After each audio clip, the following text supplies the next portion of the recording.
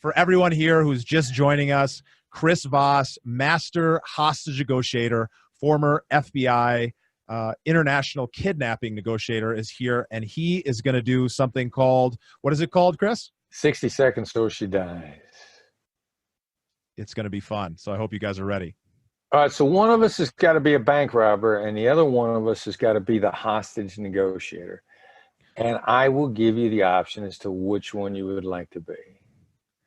Which one would you like to be, Chris? Well, I normally play the bank robber, but, you know, sometimes people want to say, well, what would it look like if one of you guys were doing it? So, you know, we could run it both ways. We could do it once with me as the negotiator and you as the bank robber, and then we can turn the tables. Let's do that. I'd be curious to see how it is on the other side. All right, so I'll be the bank robber first. You be the negotiator first, all right?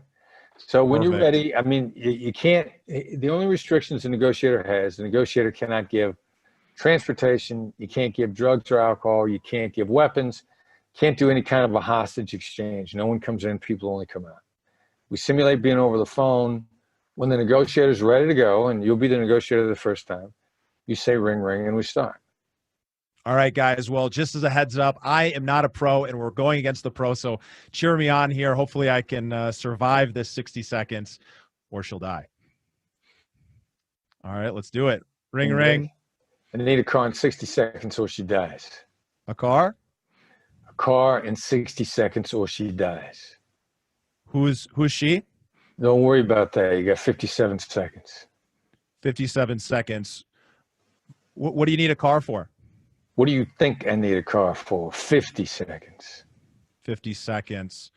Well, I'd love to get you a car. I don't know that I can get you a car in 50 seconds. So you can get me this a is car. over? You can get me a car. Okay, how long? You just agreed to a car. You said you don't think you can get it in 60 seconds, which means you can get it. So how long do you need? Tell me how long you need. It's a great question. I'd have to talk it over with some other people, but before I can go there, I need to understand. You didn't know what you were talking about because you just said you could do it. So now you have 35 seconds.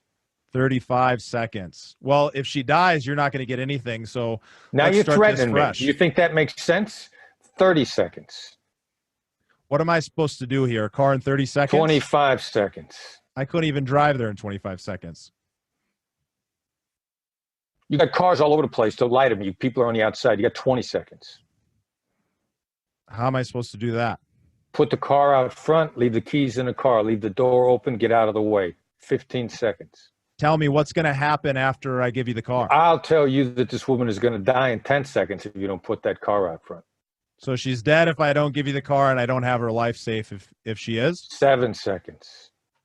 Do I get any promise from you that she lives after the car? No. How am I supposed to do that? 3, 2, 1. Man, that is hard. I have to admit. I kind of froze up there. I was thinking, what am I supposed to do? You did some good stuff. You did some good stuff. Part of freezing up is you got a couple of skills already. Mm-hmm. Now, my tone of voice is what caused the freeze up. Yeah. The harsh tone of voice actually kind of locks your brain up. Now, and you had trouble getting out of how am I supposed to do that? You weren't sure of which direction to go. It's a really effective skill. The interesting thing about it is it's so effective and people get used to how well it works that the one time they drop it and it doesn't work, they kind of freeze up. And that's when we run this exercise, we're a little harder on people when they say to us, how am I supposed to do that? Because what I actually did to let you know that it wasn't going to work, I told you how to do it. Yeah. And you disregarded that. And then you asked me how to do it again. Now, if you ask me how once and I told you and you ask me again, unfortunately, what you just taught me is that you're not listening to me. Mm-hmm. So, and but that one in particular, and I was pretty hard on you, but we're a little harder on that one because it is so effective that we know that the one time the person on the other side tells you how to do it, most people are so flummoxed by it, it catches them off guard. They don't know where to go from there. As the hostage negotiator, I felt like I was in a box from the beginning. Like, right. I felt small. I felt like I've got to protect myself. I felt like this guy's not going to give me anything I'm looking for. I don't know how to ask for it. Now he's yelling at me. Now I'm afraid of getting yelled at. It was a very weird feeling to go through that. And I'll bet if you were wearing a Fitbit or an Apple Watch, we'd have seen that your heart rate shot up. It is through the roof right now. I've got some serious adrenaline going. Which is another really crazy thought about your mind's influence on the body, because if we were just sitting here talking and I would have said to you, all right, double your heart rate right now, just double it. You'd be like, no, that's stupid. Yeah, I got to do jumping jacks or something to double my heart rate. Yeah.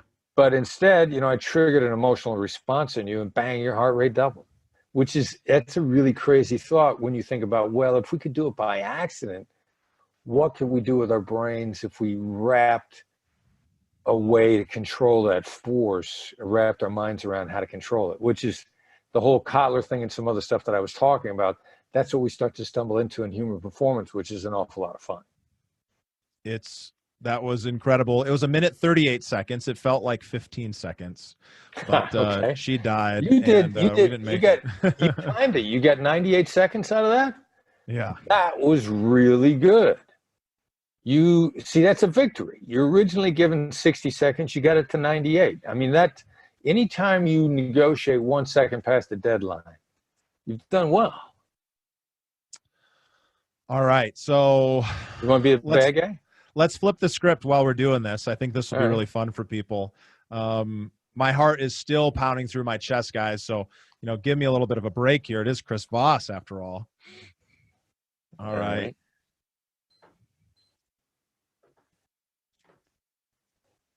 I'm ready when you are. Ring, ring.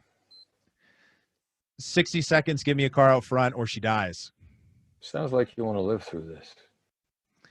I'm not determined on either direction I'm going to go, but you tell me what's going to happen. Well, 60 seconds or she's going to die. That's what you want the car for, isn't it? Because you want to live?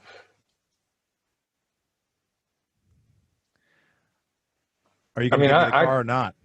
I want to see you get out of this. I want to see you live.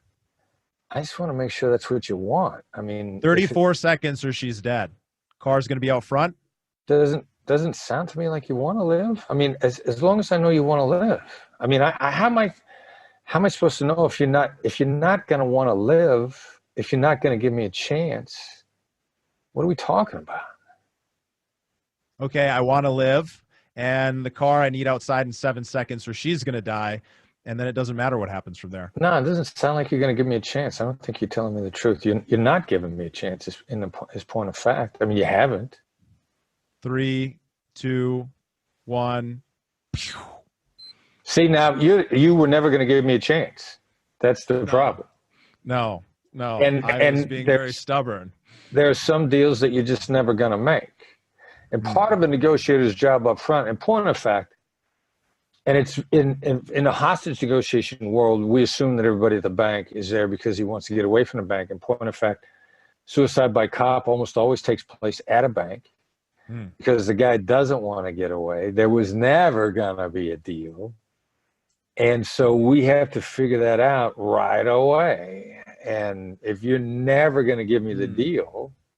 I was so committed to not letting you give me the deal that I was ready for her to die. And therefore I was ready for me to die, because without her, it's almost a foregone conclusion, essentially. I was so stuck in not letting you win that I wasn't going to let myself win at the same time. And does that ever happen in business negotiations? It does, but how do we break through that? Because it's going to happen from time to time where the person is, shooting themselves in the foot despite what they really want. Right. And that in fact, in point of fact, is the question. The issue is not how do we guarantee success, but what's our best chance of success? And about 20%, actually, I know the number is much higher, but about 20% of the deals are false deals. They're never going to happen. The Challenger sale actually did a survey on it. And they said, in point of fact, they surveyed executives and said, how often are you just never going to make the deal with the other side? And you just talk to them because, you got all kinds of reasons. You're going to sound like you're going to make the deal, but you're never actually going to make it. And they admitted to 20%, Wow. which effectively is to say, how often do you lie to the other side? Now, there's no way they exaggerated that number. So the number is 20% is the floor. And as soon as we, that was the one thing that when we wrote the book, we didn't really delve into something that we call proof of life now much at all, because I didn't imagine it would be a problem. I couldn't imagine that people wouldn't come to the table not intending to make the deal. Yeah. In point of fact, the Challenger sale pegs the number 20% of the time. We think the number is actually in some instances as high as 80% of the time. Wow. Because we train people to watch out for this now. And those that are watching out for it are getting much higher numbers. So for everyone who's watching and listening, if you want to be able to negotiate like Chris, be able to lock up somebody into a complete freeze or break through when they are frozen, I got to encourage you guys to click below, check out this amazing class and training that Chris has put together. And I hope forward to seeing you guys there and that you apply some of these strategies yourself.